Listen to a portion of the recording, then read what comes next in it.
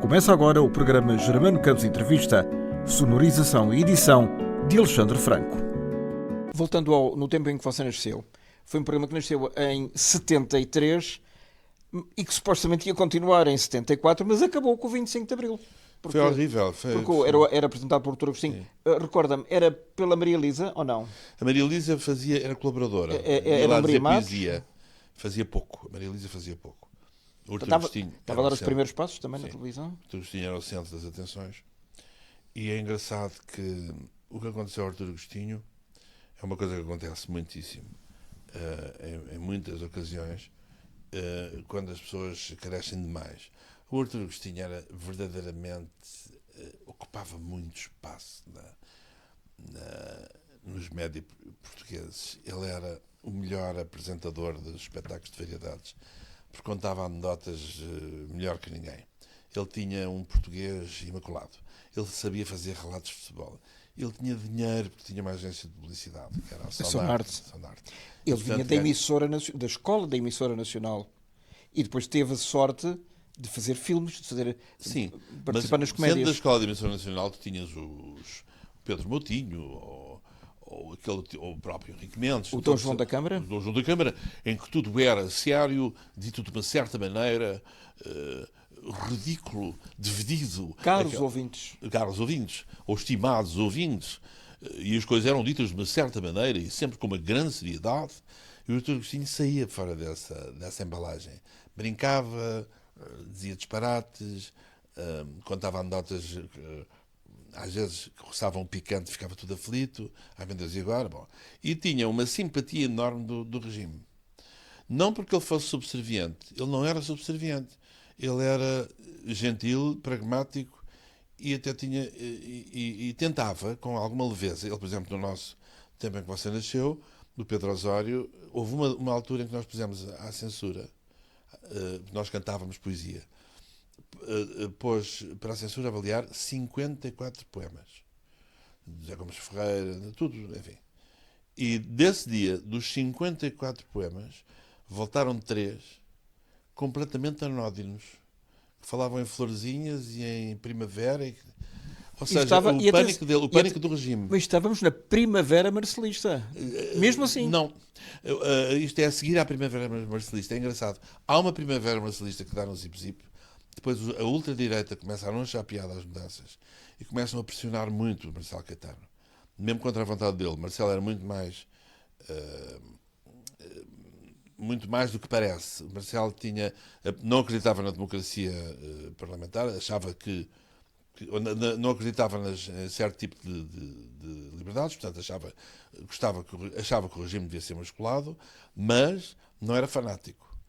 Mas à direita dele tinha uns fanáticos que acabavam por dominar as situações e que no final, quando começaram a sentir que o regime perigava, já davam ordens às comissões de censura para voltarem a apertar de uma maneira ridícula. Essa vez a poesia, entre as 50 e tal poesias, havia poesias completamente anódinas, coisas do Eugênio de Andrade, daquelas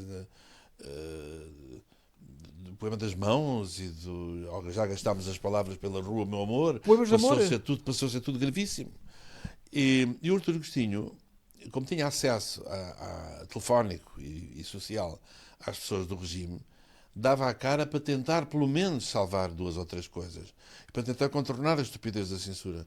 Portanto, eu quando olhava para o Artur Agostinho, não olhava para o homem de direita do regime, ao contrário de outros, cujo nome não vou pronunciar, mas ainda no outro dia, e não devo, que alguns desapareceram e ainda têm família e herdeiros, e eu não quero ser indelicado, mas morreu o Hugo Maia de Loureiro, e no outro dia fui ver uma entrevista dele ao Eladio Clímaco, e ele explicou-lhe que o locutor de serviço do festival lhe foi a explicar que, olha, tu não vais ganhar, é só para estares preparado. Mesmo que chegues à final em primeiro lugar, as 2 últimas votações têm ordem para te pôr em segundo. Foi como porta-voz do regime. Portanto, havia pessoas que eram verdadeiramente papagaios do regime. O Artur Agostinho não era. Agora, pronto, vivia muito, muito confortável dentro daquele regime, como viviam outros que, quando se foram a tempo de dar a volta. O Solnado era um menino querido também do regime. Adoravam-no. Mas ele logo a seguir, uma semana depois, no 1º de maio, estava na festa do... Estavam todos. Estavam todos. Estavam todos e o Artur Agostinho também teria ido, de certo. Se calhar se não tivesse preso. Foi a seguir a isso. Mas houve pessoas que foram a tempo do Solnado, foi a tempo de se juntar ao PS e de não ter anticorpos. Outros fizeram demais e estragaram a vida, como o Zé Viana, que quis. O Zé Viana ia às festas, também tem herdeiros, também tem família e também não quer chocar ninguém. Mas são factos históricos. A história não é para ser escamoteada. O Zé Viana era um homem um bom homem com fascínio pela esquerda, mas era o homem que ia no Natal às festas do Sr. Presidente Américo Tomás contar piadas e cumprimentar os netos. Portanto, havia um certo, como o Solnado de resto. Por isso, ok, vem a Revolução, ficamos aqui na zona do PS, mais democrática. Agora o Zé Viana quis logo ir para o Terreiro do Paço, punho erguido, em nome do PC, porque se achava... E para as festas do Avante. Para as festas do Avante. Porque se achava que Portugal ia ser uma nova Checoslováquia, e, portanto, íamos ficar um dos países satélites da União Soviética, e, portanto, valia a pena apostar para não se perder a pole position. Foi gravíssima essa fase toda. Eu assisti a ela um bocadinho de fora, porque eu era muito pouco politizado.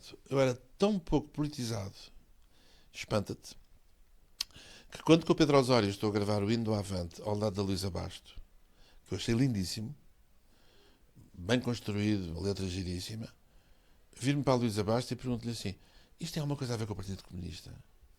E a Luísa Basto olhou para mim e disse: menino, calma, há coisas com as quais não se brincam. Ela achava que eu estava a dizer uma piada, porque achava impensável Avante camarada. que alguém não percebesse que aquilo era um hino do Partido Comunista. Bom, eu era esse miúdo.